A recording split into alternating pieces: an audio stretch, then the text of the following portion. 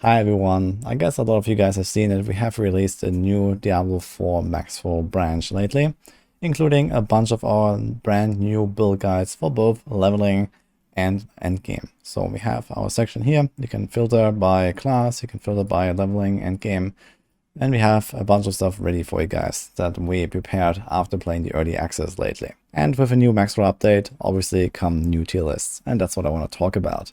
I already made my class tier list for launch like 1 week ago or so, where I talked about all the classes in general, just how good they are while leveling, how good they are in the end game, and also I ranked them by various other factors like how easy they are to play in general, how mobile they are in general, and these kind of things. Now here we have a much more granular type of tier list. We actually have 4 of them here, as you can see. Most importantly, we have leveling and endgame, so this is exactly how our guides are split between how do you get 1 to 50 done the fastest, how do you get campaign done the fastest, and then we have endgame for like general gameplay and progression from 50 to 100. So this is what those 2 tier lists rank. And then we have more specialized tier lists for like the optimized high end of things for Nightmare Dungeon pushing. So once you're level 100, once you wanna like really try to tackle the highest difficulty in the game, this is what you're looking at. And the speed farming is like when you're just like trying to gear up or farm gold or something like that, once you have a full build together in the end game. And depending on which one of these you're looking at, we actually have very different results. So let's start with the leveling tier list, because this is what most people will experience, and for the start of the game you have to choose one of these builds to get through the campaign. And we just stuck our heads together after writing all of our guides, and we tried to figure out where each of those builds actually rank. Now, of course, this is not like a perfectly benchmarked tier list, so to say, same as the others. So we had very limited time with, trying all these things. But based on all of the theory crafting that we have doing in the previous tests, I think we have an overall relatively solid, accurate picture. At this point in the game's life cycle, there may obviously always be some new builds popping up that really surprise us, either in a good or a bad way. Or maybe we overestimated certain things or underestimated certain things. But as you can see here, I guess relatively unsurprisingly, the top builds for leveling are the Twisting Blades Rogue, we have Chain Lightning Sorc and Firewall Sorc. There's also Arclight Sorc here, that's really good and really high up there. Sorcerer in general and also Rogue in general are relatively good classes in the early game. I guess most people have seen that in the beta and in the server slam. They just have very powerful builds, they have good mobility, and compared to something like Barb and Druid, it's just like start working just much better very early. So you see here, for example, leveling up, like we have the highest builds for Barbs in B tier.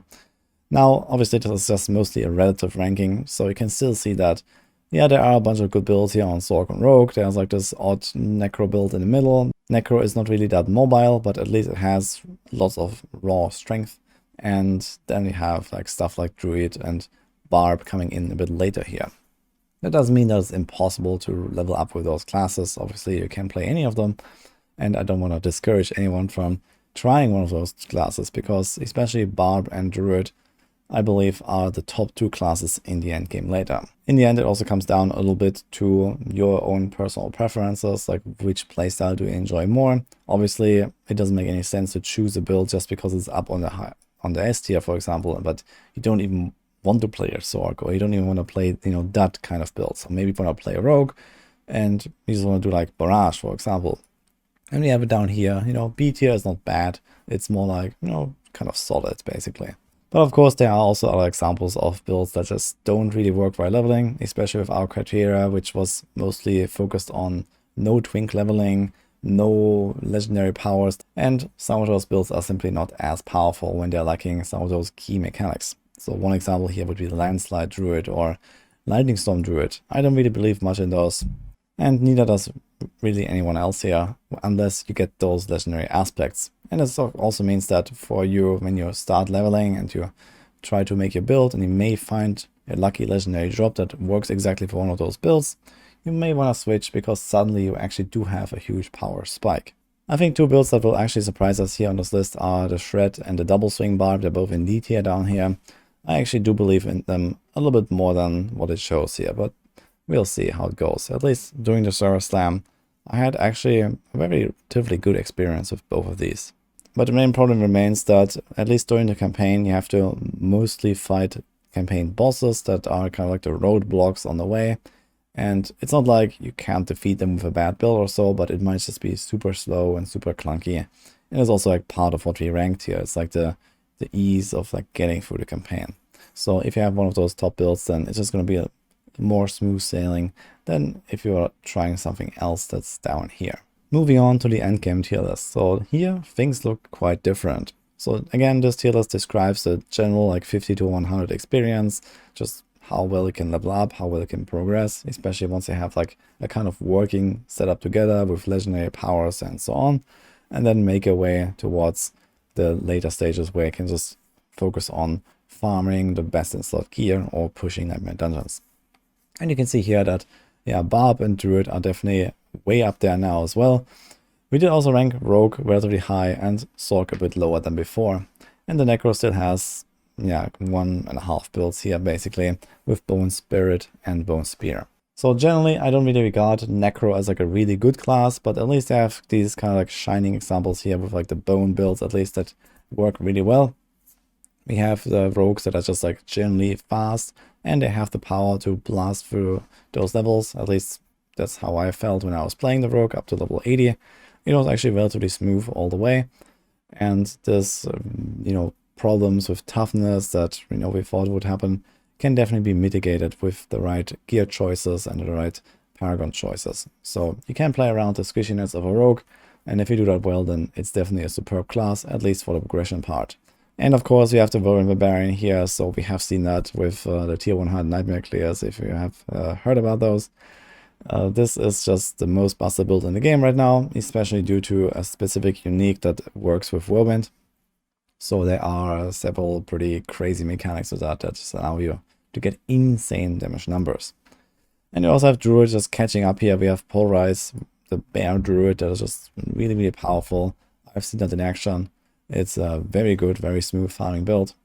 And also other builds that come online here, like the Trample Slide or Tornado Druid. So these are all actually performing really well.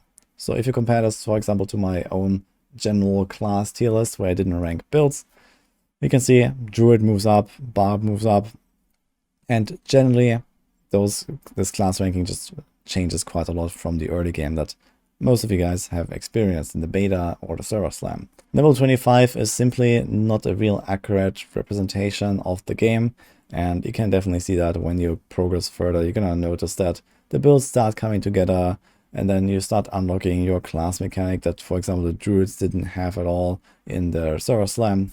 And for some classes, the Paragon boards are also a lot more impactful than for other classes. So once you're level 50, you're gonna start working on those and potentially gain more power on one class than on another power.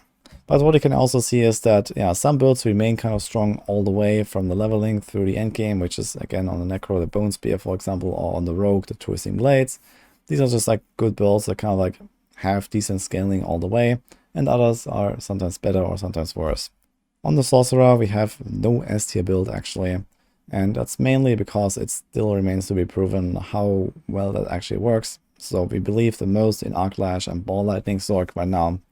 So I also had Ball Lightning very high up on my list after 3-year crafting it. I think that definitely has a lot of potential, and I think these are definitely some builds that we might get surprised by. I think especially Ball Lightning might actually pop off really hard later once you have the full setup complete, once you have like all the attack speed and all the lucky hit chance and all that stuff that you want to make that build work.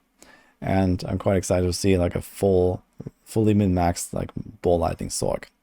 But a general issue that drags down both Sorcerer and Necromancers in general, which is also like the reason why I ranked them overall 4 and 5 for my tier list, is that they don't have good access to Vulnerable. So on the Sorcerer, this is mainly done with Frost Nova, and then you have something like Ice Shards or so, or Ice Blades. So there are a few ways to proc Vulnerable, but it's not really that consistent. It's not really up all the time. And the same for the Necros. So you have Bone Spear to do that, and then you have Corpse Tendrils that you can do once in a while for like a 3-second Vulnerable, and maybe the Bone Prison. So it's kind of like long cooldown, kind of clunky, or you just play Bone Spear, or you have Bone Spear as literally like a vulnerable enabler in your build as like a second spender. So that's another option, I guess. But the fact remains that vulnerable damage is very important for endgame builds because you stack hundreds of percent of that as a separate damage multiplier, so you can potentially double, triple, quadruple your damage by applying the vulnerable debuff later down the line.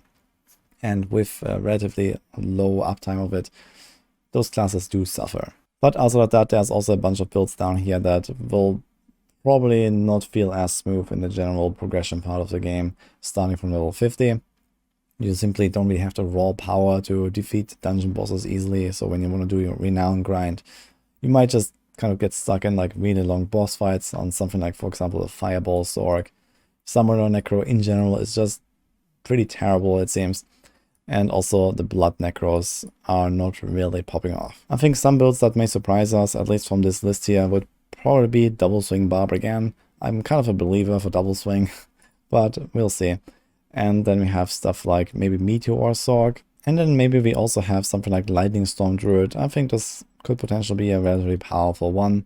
I mean, there's also a lot more builds on Druid that, for example, rely on uniques, where you have like this Dire Werewolf Tornado, for example. There are also a lot more other builds on Druid, so again, this is not like the full list of all builds in the game. We're gonna see what gets discovered and what is actually gonna be something worth playing and worth potentially listing on a tier list at all. Moving on to the speed farming tier list. Again, this is like with an optimized setup once you have kind of the entire build together. Of course, rogues go really fast there, so they have a bunch of builds there. We have the Bow and Barb, again, just being relatively fast and very powerful, just having no issues with anything. And we also have a lot of Sorks suddenly. Turns out that sorcerers actually do pick up the pace quite a lot in the endgame once they acquire a lot of cooldown reduction in particular. Because with extra cooldown reduction and extra teleport ranks, you can have like something like a rank 9 teleport or something like that, or even rank 12 teleport if you want. So your base cooldown is going to be like significantly lower than before, and then you reduce that further with, let's say, 40% cooldown reduction, and suddenly you have like a 5-second cooldown on your teleport or less. So you can just like fly around the zones and go up and down, for example, cliffs, and go through walls and dungeons and all that kind of stuff. So sorcerers in easy content, when you can just like overkilling everything, you have like a really strong character and you don't have any issues finding bosses, for example, then they are really popping off actually. Of course, not every single build is suited for such a playstyle, so sometimes you have just like slow mechanics on a build like Meteor again, or Firewall, for example. You have to kind of like wait it out until they start stacking up and they burn the enemies with damage over time.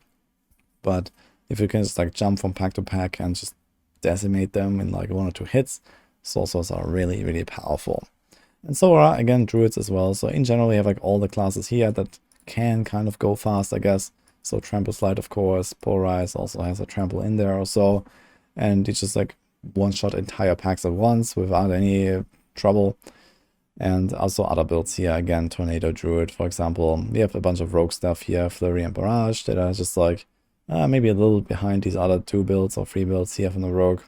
And then we have Necro down here. So of course, Necro, just not having any kind of mobility really, is not really a fast class. So when it comes to like rushing through outdoor zones, rushing through easy content, they're obviously not going to be as good as some of those faster classes. But they are powerful. They can, basically one-shot elites or something like that with the right setup. And this makes them kind of okay, especially once you acquire some extra movement speed from your items, for example, the boots. And finally, we have the Nightmare Dungeon pushing tier list. So of course, this has not been like fully, properly explored yet, but we have identified some builds that we believe are going to be the best there as well. So you see that now, for example, the rogue has really fallen off. We put a lot of the stuff down here in like B and C suddenly, where previously they were like S tier almost all the way, because yeah, rogue is just gonna have a lot of trouble surviving, especially with those melee builds. In general, melee builds in Nightmare Dungeon pushing is probably not really a good idea. At least with the way that things look right now, those monsters do scale up a lot on those higher tiers. So they can absolutely just like wreck you very easily. I tried this with various builds, and it seems like just playing, for example, a full ranger playstyle on the rogue with penetrating shot is the way to go. Even if it's not very powerful, at the very least you can get through those high tiers, if this is what you're after. So for Nightmare Dungeon pushing in particular, you will have to adjust your setup significantly. You will have to make it very tanky, and you have to play it very, very strategically. But some people really enjoy that. Personally, I am definitely going to be focusing on this a lot when the game is out, and I really can't wait to try out various builds and just go as high as I can and see how I'll perform with those. You also have some other builds up there, for example for the Sorc, so you may wonder, wait, why are the melee rogue builds bad, but then Arcalash is up here, which is also a melee build.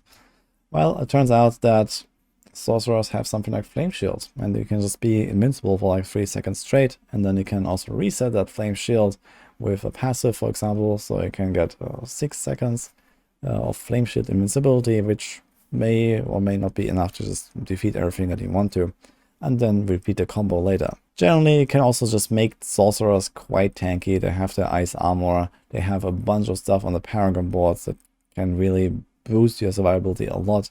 They have relatively strong defensive aspects, I believe, as well. So there are lots of options for sorcerers to actually become relatively tanky. And also the general trend of the endgame tier list remains that barbs and druids are relatively good.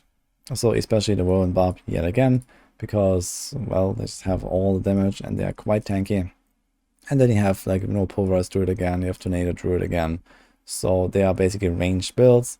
They will work pretty well. Druids are relatively tanky, so they're far up here. There's also a bunch of other builds that may not actually have like a real issue surviving in higher tiers in Nightmare Dungeons, but they might not really have the damage to make it like comfortable or fast enough, or they're just kind of like so slow at defeating monsters that despite having high tankiness, they might still be in trouble because they just can't sustain all the defenses all this time. A few of these examples would probably be like those bar builds here, so, you know, they are melee, so they actually have to deal with monsters, you know, toe to toe, and you have to be able to tank some hits, and you can do that most of the time, but if the fight prolongs too long, then you might just run out of healing, or you might run off your defensive cooldowns, and you're going to be in trouble. And of course, down here we have like the same old candidates, the Summoner, the Blood Necros, so they're just, yeah, too weak for this kind of content probably. And also something like Lightning Storm Druid, of course, a build that has to stand still and channel. Like if you had like an Incinerate Sorc, for example, on the tier list, then that will probably be down here as well. You just can't really just tank monsters, you know, when you're trying to push to, let's say, 100. I think some builds that may surprise us here are actually going to be the Sorcerers again. So I actually have big faith in Sorcerers with like the Flame Shield synergies, that you can actually just like not really worry too much about dying in those high tiers. And as long as you bring enough damage to just combo everything to death, or at least retreat again until you get the combo back, this might actually be just fine for Sorcs, and they might have a bunch of builds that are actually strong enough to do that. But again, on this Nightmare Dungeon pushing tier list, we are also still a little bit in the dark about how exactly everything works, what is the scaling of those tiers of Nightmare Dungeons, and which builds will really work well in that scenario. So this is a little bit work in progress. Of course, we're going to be updating our tier list as we go, so at the very least, whenever we have like a big content drop here on Maxroll, we're going to be working on those. And, you know, for example, for Season 1, there's certainly going to be balance changes. There might be like new build guides, new stuff that we discovered, and let's see how it goes from there. I'm quite excited actually to see how our builds will shift around on those tier lists. And not only that, we're obviously also going to have more tier lists down the line. We're probably going to do something for PvP. We're probably going to actually rank certain content, let's say Nightmare Dungeons, which ones are the best ones to farm. So you can definitely expect some updates from us once we have actually played the full game for a little while and gotten more time on our hands to actually finish some guides. We have a lot more stuff coming. And with this, I conclude this video. I hope that you're as excited as I am for this launch. I can't really wait to blast, and let's see where this will take us. I hope you liked this video, and see you guys next time.